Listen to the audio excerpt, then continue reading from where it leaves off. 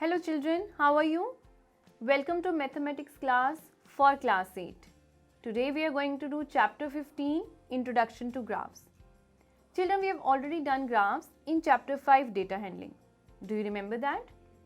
We organized data in that chapter and then we represented it with the help of pictograph or bar graphs or double graphs.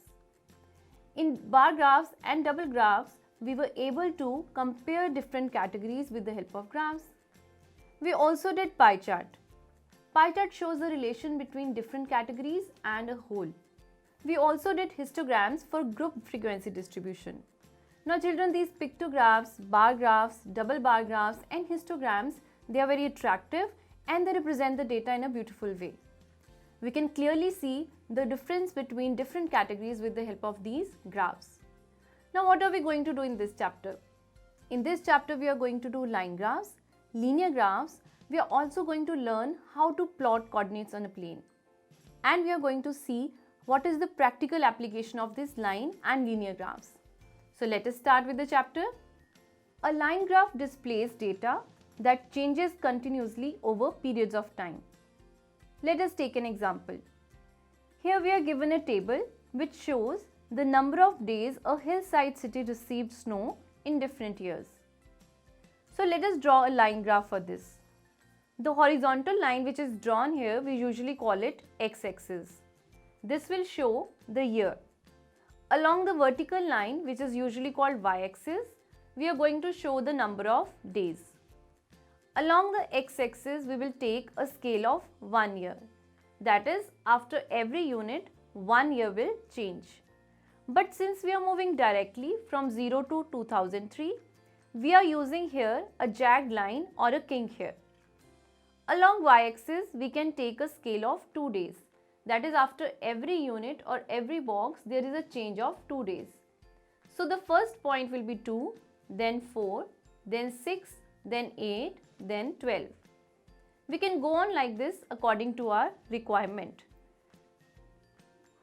Our data shows that in 2003, it snowed for 8 days. We are going to see where is 2003 and we move up above till 8. So for this, we are going to plot a point like this. So this is the point which we have to plot. Next is 2004 year. The number of days for it snowed is 10. So look at 2004, move above till 10 and this is the point. Now look at 2005 year. The number of days for which it snowed is 5. So here the point will be taken here. So children, plot this point. Now the next reading is in the year 2006, the number of days for which it snowed is 12. So here the point can be taken here. That is, we move from 2006 above until we reach point 12. So this is the fourth point. Now join all these points with line segments. So children, this is the line graph for the given data. Now children, look at this graph. This is a line graph for an experiment in botany. Two different plants, plant A and B, were grown under similar laboratory conditions. Their heights were measured at the end of each week for 3 weeks. The results are shown by the following graph. Now children, you can see that this graph shows the growth of two plants through 3 weeks. That is, this for the first week, this part for the second week and this part for the third week. The growth of plant A is shown with a slotted line, whereas the growth of plant B is shown with a solid line. According to this graph, we have been asked a few questions. A question is, how high was plant A after 2 weeks? So if we look at the graph of plant A, graph of plant A is shown with a slotted line. After 2 weeks, we will see which is the point corresponding to the end of second week. Here you can see this point. And if you look left towards y-axis, this corresponds to the midpoint between 6 and 8. So it will be 7 cm. So after 2 weeks, its height is 7 cm. Now what about after 3 weeks? After 3 weeks, if we look at the point on the slotted line, here this is the point. And if you look at the left hand side, that is along the y-axis, this point corresponds to 9 centimeter. So after 3 weeks, the height of the plant is 9 centimeter. Children, second question, that is B question. How high was plant B after 2 weeks and after 3 weeks? Similar to what we have done for plant A, now we are going for plant B. The graph for plant B is shown with a solid line, as you can see. After 2 weeks, this point corresponds to the graph for plant B. And if you look at the left hand side, it corresponds to a point which lies midway between 6 and 8. So its measurement is 7 centimeter. So the height of the plant B after 2 weeks will be 7 centimeter. What about third week? After 3 weeks, this is the point which is on the graph for plant B. So if you look at the left hand side, it corresponds to 10 centimeter. So the height of the plant B after 3 weeks is 10 centimeter. C part, how much did plant A grow during the third week? So children, this was the first week, this second and this third. So during the third week, the plant A has clearly grown from 7 centimeter to 9 centimeter as we did earlier. So how much it has grown? It has grown by 2 centimeter. Next part, that is D part, how much did plant B grow from the end of the second week to the end of the third week? So basically we are being asked its growth in the third week. End of second week to the end of third week means third week. So clearly we have already found that how high was plant after 2 weeks and 3 weeks. Let us subtract it. We got it as 7 centimeter and 10 centimeter respectively. So on subtracting we get that the plant B has grown by 3 centimeter. Question number E. During which week did plant A grow most? Children, this line graph shows the growth pattern of the plants.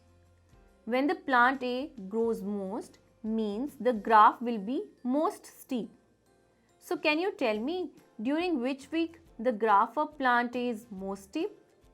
Yes, it is during second week. You can clearly see here. During which week did plant B grow least? Now growing least means the graph should be least steep, and that is for plant B. Clearly during the first week the plant B has not grown much. So the answer is first week. G part, were the two plants of the same height during any week shown here? Please specify. Now same height means the points on both the graphs will be at the same point. Can you see any such point? Yes. At the end of the second week, you can see that the both graphs, they are coinciding. At this point, the height of both the plants is same, that is 7 centimeter. So children, this is how we read line graphs and draw various conclusions from them. Children, I have a question for you. Similar to what we have just observed, that is a double line graph, you are also going to draw one. So I am going to give you some information. This is the population in thousands of men and women in a village in different years. In 2003, the number of men was 12, number of women was 11.3. In 2004, number of men 12.5, number of women 11.9. In 2005, number of men 13, number of women was also 13. In 2006, it was 13.2 and 13.6 respectively. And in 2007, 13.5 and 12.8 respectively. So children, you are going to draw line graphs for both number of men and number of women on a graph paper. So children, we have seen what is a line graph. Sometimes line graph is a straight unbroken line. In such cases, it is called a linear graph. But before doing about linear graphs, we need to know how to plot coordinates on a plane. For this, let me take a very simple example. Reena has some construction work going on in her house and there is some leakage in a wall. So she calls a plumber. He checks the wall and marks a point on the wall where he needs to replaster it. But he has marked the point only with the chalk. Now Reena is worried that the chalk will wither away in a day or two when the plumber is going to visit again. She thinks of a solution. Let us look what is the solution that she has. Reena takes a measuring tape and she measures the distance of this point from the bottom line of the wall and then from the left edge of the wall. She noted them as 30 cm and 75 cm respectively. So the next time plumber came, Mark was certainly not there, but she was quick to tell the plumber at which point he had to remove the plaster of the wall.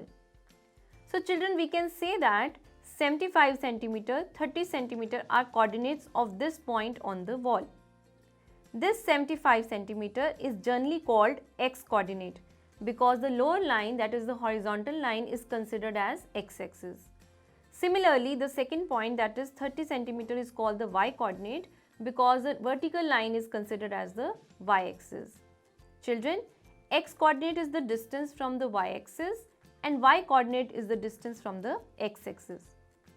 Children, a point having coordinates 75, 30 will be same as a point having coordinates 30, 75? Certainly not. You can see it by plotting. So there is a lot of difference. That's why the placing of the two coordinates is very important. That is, which number has to be written first. So children, let us do a question. Children, let us plot points K23, L53, M55 and N25 on a graph sheet. You know that graph sheet is a square grid. We draw the x-axis along the horizontal line and y-axis along the vertical line. This point is called the origin and it has coordinates 0, 0. Along the x-axis, we mark points 1, 2, 3, 4, 5, 6, 7, 8 and so on at equal distances. Similarly, along y-axis, we will mark points 1, 2, 3, 4, 5, 6, 7, 8 and so on at equal distances. So how to plot these points? Now K point has two coordinates, 2 and 3. Clearly 2 is the x coordinate and 3 is the y coordinate. Let us look at x-axis and see where is 2. So here there is 2 and we will move 3 steps up. Why 3 steps up? Because the y coordinate is 3. So children, here we get point K which has the coordinates 2, 3. Now we will plot point L53. Can you look where is 5? Yes, here it is. Here there is 5 and we will move 3 steps up. So here we get point L which has coordinates 5, 3. Now the next point to be plotted is M55. Again, this is the point 5 on the x-axis and we move 5 steps up. So here we get M55. Now where is point N25? Can you locate that, children? Yes, here it is. Do all these points lie on a straight line? No, certainly not. Do they form any specific shape? Yes, they form a rectangle. Now let us do another question. What are the coordinates of the vertices of the given figure? Children, last question you were given the points with the coordinates, you had to plot them. Now in this question you are given the figure, the points are already marked, you just have to tell what are the coordinates of these points. Now the point P. If you look down towards x-axis, we can see that there is 4. So the point corresponding to point P on x-axis is 4. And if you look towards left, that is towards y-axis, the point is 3. So the coordinates of P are 4, 3. Now what about Q? What are the coordinates of Q?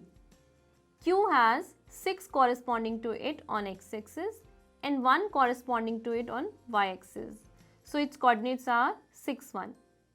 What about R? Clearly R has coordinates 6 and 5.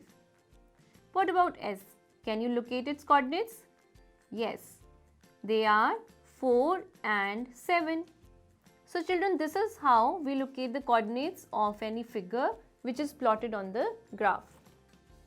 So children, we have learned how to plot coordinates on a graph. Now with the help of this knowledge, let us plot a graph for the following information, which gives quantity of petrol and its cost. Now number of liters of petrol, if they are 10, Cost of petrol in rupees is 500. If the number of liters of petrol is 15, its cost is 750. And if it is 20, then the cost is 1000. And the next reading is, if the number of liters of petrol is 25, cost of petrol is 1250. Let us plot the points coordinate to these readings. Now here we are going to draw x-axis along the horizontal line. This will represent the number of liters of petrol. And here along the y-axis or the vertical axis, we will represent cost of petrol in rupees. Children, on x-axis we are going to take a scale of 1 liter. That is, after every box or every unit there is a change of 1 liter. Whereas along the y-axis we are going to take a scale of 100 rupees. That is, after every unit there is a change of 100 rupees. Why is there a difference in the scales? Because of our requirement. You can see that the number of liters of petrol, these quantities are small. So we can take one each after every box, and still our readings will fit into the x-axis. Whereas in case of cost of petrol, since the readings are larger, that is the numbers are larger, we cannot take a scale of 1 unit. We have to take a bigger scale. So we are taking a scale of 100 rupees. Now let us plot the first point. The first point should correspond to 10 on x-axis and 500 on y-axis. Look at 10 on x-axis. Here it is. Now move 5 boxes up because each box corresponds to 100. So here is the point for 10 500. Can you plot a point for the next reading, that is 15 750? Yes, here it is 15, and we have to move blocks, number of blocks somewhere between 700 and 800. It should be midway between 700 and 800. So here we get the point with the coordinates 15 and 750. The next point should be 20,000. So here it is 20 and here it is 1000. So this is the point. Next is 25 1250. So here it is the next or the fourth point. Let us join them and extend it backwards. You can see that this is a linear graph because it is a straight unbroken line, and also it passes through the region. Can you tell me the significance of passing through a region? It tells that when the number of liters of petrol is 0, the cost is also 0. Children, here the linear graph shows that there is a direct relationship between number of liters in petrol and the cost of petrol in rupees. Children, clearly here cost of petrol in rupees is dependent on the number of liters of petrol. So cost of petrol is a dependent variable, whereas number of liters of petrol is an independent variable. From the graph, can you tell me how much petrol can be purchased for 800 rupees? Children, this is the point corresponding to 800 on the y-axis. And if you move down, you can see that it corresponds to 16 on x-axis, means 16 liters of petrol can be bought from 800 rupees. Children, I have a question for you. This table gives us information about the side of square in centimeter and its area. Clearly, when side of square is 2, area has to be 4, square of that. And when side of square is 3, area is 9. Side of square is 4, area is 16. And when side of square is 5, area is 25.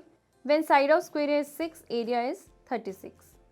Children, draw a graph for this and tell me whether it is a linear graph or not. So children, based on what we have done today, let us do a few multiple choice questions. Question number 1. Perpendicular distance of the point 2, 3 from x-axis is, you have 4 options, A 2, B 3, C 0 and D none of these. So children, what will be the right answer? The right answer is 3, that is part B. Question number 2. The line graph shows the yearly sales figure for a manufacturing company. From the graph, what were the sales in 2005? You are given 4 options. A. Rupees 4 millions, B. Rupees 5 millions, C. Rupees 3 millions and D. Rupees 12 millions. Now we look at 2005. Corresponding to 2005, this is the point on the graph. And if we look at the left hand side, the point corresponding to this on y-axis, it is 12, which is in millions. So the correct answer is D option, 12 millions. Next question, find the distance covered in 3 seconds. From the graph, we have to find how much distance is covered in 3 seconds. You can clearly see that along x-axis we are given time in seconds and along y-axis we are given distance in meters. You have 4 options, 15 meter, 10 meter, 5 meter and 20 meter. So the distance covered in 3 seconds will be clearly equal to 15 meters. So the correct option is A option, that is 15 meters. Question number 4. Which of the following cannot be a time temperature graph? Children, you are given 4 graphs. The first represents a steep linear graph, that is, as the time is increasing, temperature is increasing.